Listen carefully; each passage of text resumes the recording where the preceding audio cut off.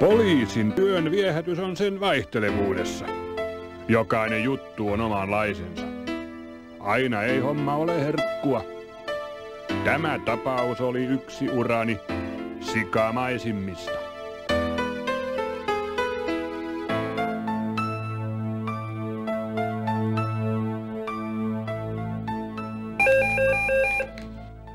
Heikkilä? Vermasto täällä. Vermasto, terve. No, mikä saa itse ylikomisario soittamaan vaatimattomalle alaisellesi? Oletko koskaan, Heikkilä, kuullut nimeä Rehuketju? Rehuketju? No en. Luulen, että kysymyksessä on uusi huumeliiga, joissain piireissähän rehu on hassista. Olen muuten henkilökohtaisesti luvannut ministerille, että tämä juttu selvitetään perin pohjin. Onko selvä, Heikkilä? No, mitäs tästä rehuketjusta sitten tiedetään? Toistaiseksi vain tuo nimi. Se on muuten sinun hommiasi ottaa lopusta selvää. Toimintaa.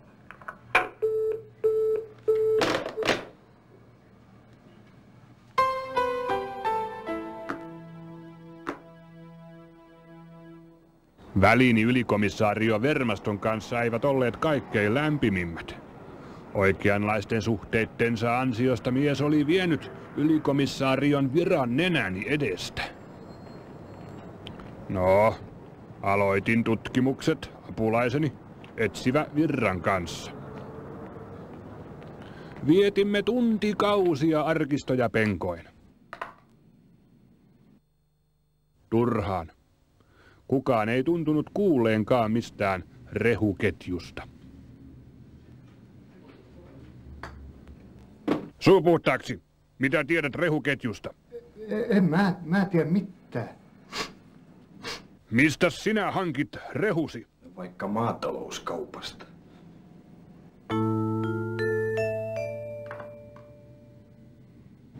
Komisario, jospa se maatalouskauppa sittenkin on johtolankaa.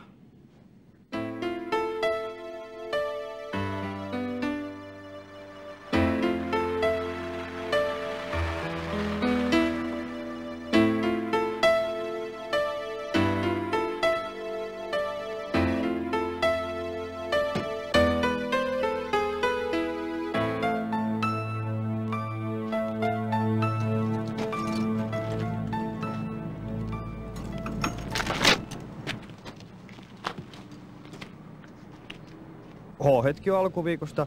Pystytkö hoitamaan toimituksen vielä tällä viikolla? Kyllähän se järjestyy. Otatko powerherkkua kanssa? No, pistä täyslastikokeeksi.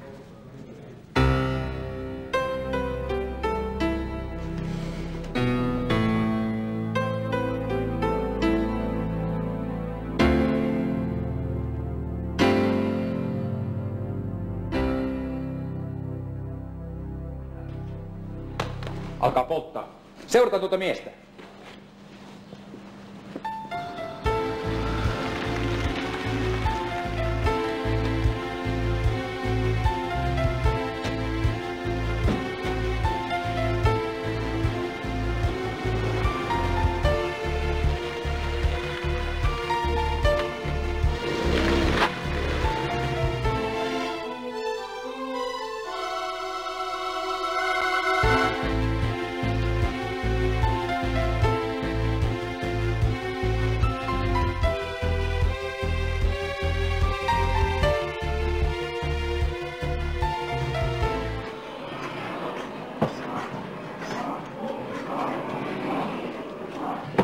Ylös!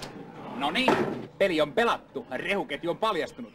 Kertokaa kaikki, mitä tiedätte rehuketjusta. Rakistakaa ulos vaan! No, rehuketju tarkoittaa meillä ainakin sitä, että emakolla annetaan mamiherkkoja porsa. Isännän jatkaessa asiat alkoivat hahmottua. Ketju alkaa emakosta, jolle annetaan tunnutus- ja imetysaikana mamiherkkua. Porsaat taas syövät ensin babyherkkua ja sitten porsasherkkua. Rehuketjussa on siis loppujen lopuksi kysymys tuottavuudesta. Tapaus näyttää loppuun käsitellyltä. Mennään virtaan.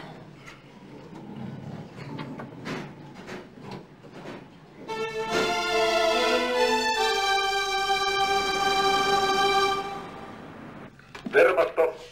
Herra ylikomissaario, minulla on omat epäilykseni tästä rehuketjujutusta. Minusta tutkimuksia ei kannata jatkaa. Kuule Heikkilä, kukaan ei ole kiinnostunut sinun aavistuksistasi. Asia selvitetään perusteellisesti, tuli mitä tuli. Ja niin kuin tiedät, ministeri odottaa tuloksia, joten toimintaa Heikkilä. Tutkimukset jatkuvat. Mennään Virta.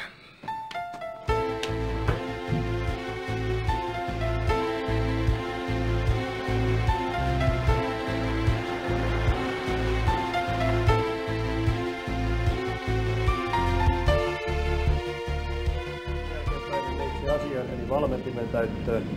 Sitä ennen kuitenkin rehu lisätään sekoittajassa nesteet sekä höyry. Rehun lämpötila nostetaan noin 70 asteeseen. Valmentimessa rehu muhii puoli tuntia siirtyen tasolta toiselle. Mitäs tämä expanderi sitten tässä tekee? No expanderissa korkeassa paineessa ja lämpötilassa rehun tärkkelys kypsyy ja siitä tulee paremmin maittavaa ja helpompaa energiaa, parempaa energiaa. Herra ministeri, tapaus on nyt selvitetty. Uskoisin, että huumeliiga sai tässä melkoisen suoneniskun. Kiitoksia, herra ministeri. Kyllähän tässä on töitä paiskittu. Kyllä se varmaan järjestyy. Alaiseni Heikkilä voisi pitää pienen luennon asiasta. Herra ministeri, olen ylikomissario Vermaston käskystä tutustunut tähän niin sanottuun rehuketjuun.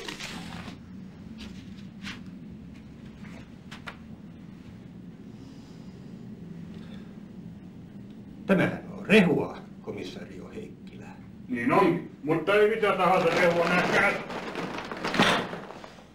Tosiasiahan on se.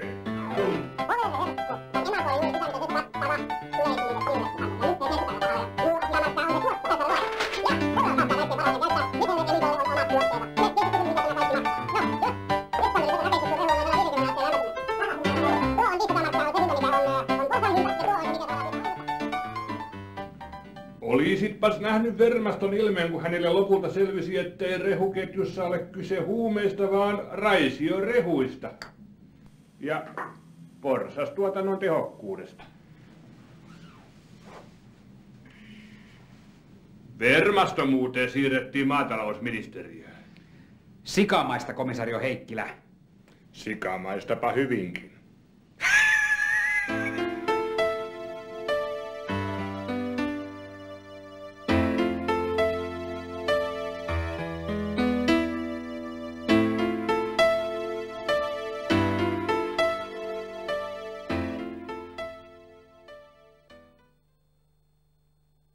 Missä se viipyy? Joko sitä tulee?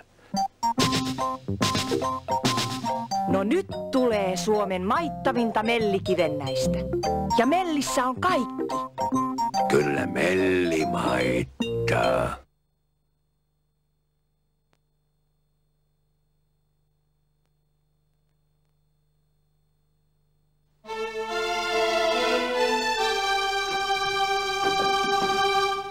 Komisario, sain juuri puhelinsoiton. Närväsen tilalta on kulunut ammuntaa.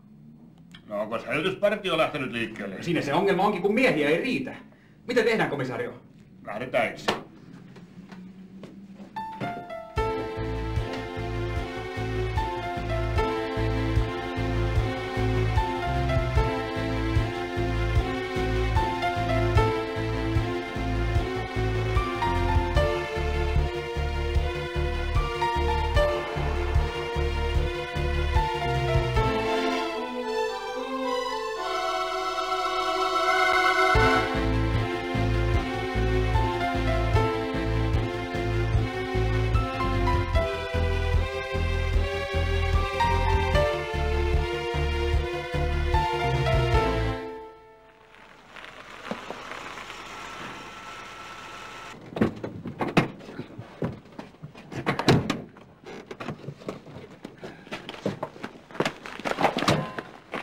Virta, mene sinne takaovesta, minä otan etuoven. Olkaa varovainen, komisario.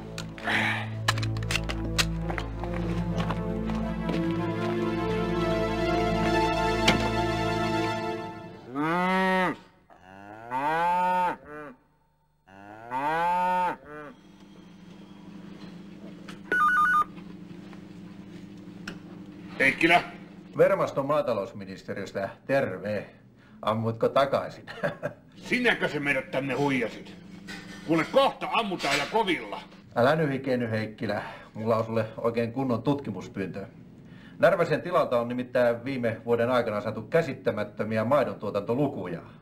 Otappa sinä sitä selvää, mitä sillä oikein on tapahtunut, kun kerran olet siellä paikalla. Hei vaan. Lehmät näyttävät hyvin hoidetuilta. Karva kiiltää. Tilat ovat puhtaat ja nykyaikaiset. Eläinten katse vaikuttaa yllättävän älykkäältä.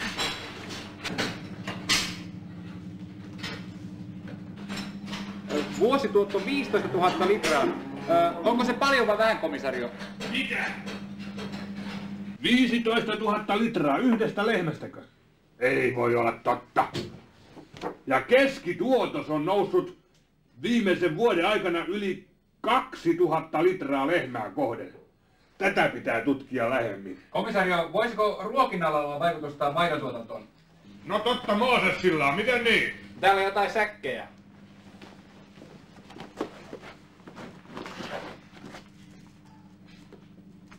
Minulla on nälkä. Mennään syömään.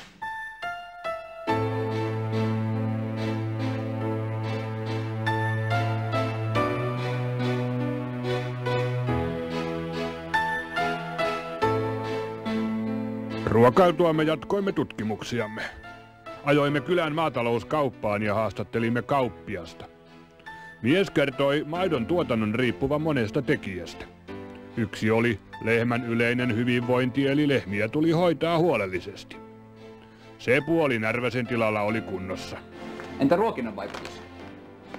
Saimme tietää, että Närväsen isäntä oli jo toista vuotta antanut lehmilleensä raision rehuja.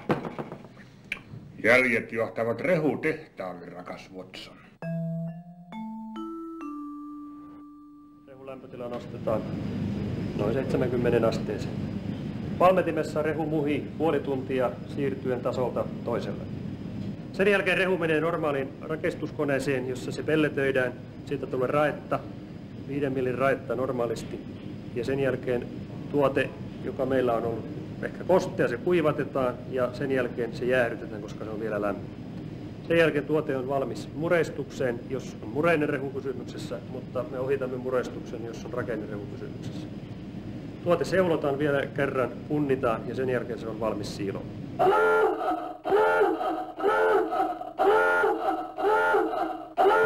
Rehun merkitys maidon tuotantoon on siis kiistaton. Mitäs säkkejä me näimmekään siellä tilalla, Virta? Maituri, melli ja lypsytysherkku 17, herra komisario. Soitappa Vermastolle maatalousministeriöön ja sovit tapaaminen Närväsen navettaan vaikkapa puolen tunnin kuluttua.